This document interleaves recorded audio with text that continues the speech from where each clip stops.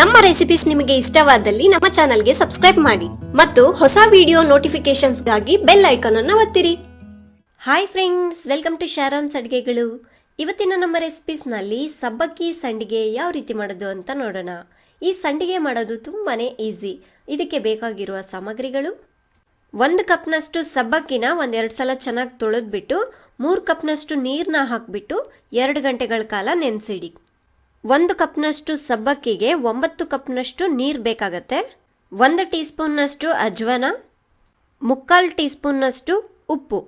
ಮೊದಲಿಗೆ ಒಂದು ಪಾತ್ರೆಯಲ್ಲಿ 6 ಕಪ್ನಷ್ಟು ನೀರನ್ನ ಹಾಕಿಬಿಟ್ಟು ಚೆನ್ನಾಗಿ ಕುದಿಸ್ಬೇಕು. ನೋಡಿ, ಈ ರೀತಿ ಕುದಿಯುವಾಗ ಉಪ್ಪು, ಅಜ್ವಾನ ಮತ್ತು ಈ ನೆನೆಸಿಟ್ಕೊಂಡಿರೋ ಸಬ್ಬಕ್ಕಿನ ನೀರು ಸಮೇತ ಹಾಕಿ, ಅಂದರೆ ಒಟ್ಟಾಗಿ 9 ಕಪ್ನಷ್ಟು ನೀರು ಹಾಕ್ದಂಗೆ ಇದನ್ನು ಒಂದು ಸಲ ಚೆನ್ನಾಗಿ ಮಿಕ್ಸ್ ಮಾಡಿಬಿಟ್ಟು ಹೈ ಫ್ಲೇಮ್ನಲ್ಲಿ ಚೆನ್ನಾಗಿ ಕುದಿಸ್ಬೇಕು.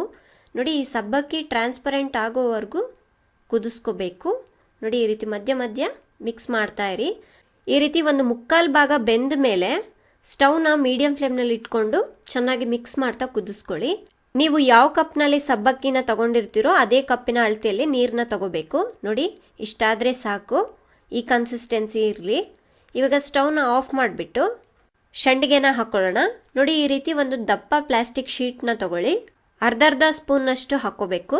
ನೋಡಿ, ಈ ರೀತಿ ದೂರ ಹಾಕ್ಕೊಳ್ಳಿ. ಸ್ವಲ್ಪ ತೆಳ್ಳಗಿರೋ ಪ್ಲಾಸ್ಟಿಕ್ ಶೀಟ್ ಮೇಲೆ ಹಾಕಿದ್ರೆ ಇದು ಬಿಸಿ ಇರೋದ್ರಿಂದ ಅಂಟ್ಕೊಂಡ್ಬಿಡತ್ತೆ, ತೆಗಿಲಿಕ್ಕೆ ಬರೋದಿಲ್ಲ.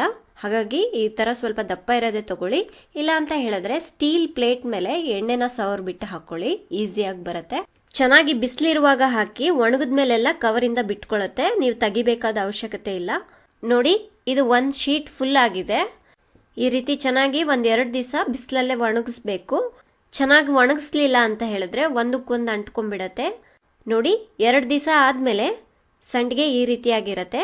1 ಕಪ್ನಷ್ಟು ಸಬ್ಬಕ್ಕಿಗೆ ಇಷ್ಟು ಸಂಡಿಗೆ ಆಗುತ್ತೆ. ಇವಾಗ ಎಣ್ಣೆಲಿ ಕರಿಯೋಣ. ಚೆನ್ನಾಗಿ ಎಣ್ಣೆ ಕಾದ ನಂತರ ಈ ಸಂಡಿಗೆನ ಹಾಕಿಬಿಟ್ಟು ಈ ರೀತಿ ಫ್ರೈ ಮಾಡ್ಕೋಬೇಕು. ನೋಡಿ, ಇವಾಗ ತೆಗೆದ್ಬಿಟ್ಟು ಒಂದು ಪ್ಲೇಟ್ನಲ್ಲಿ ಹಾಕ್ಕೊಳ್ಳೋಣ.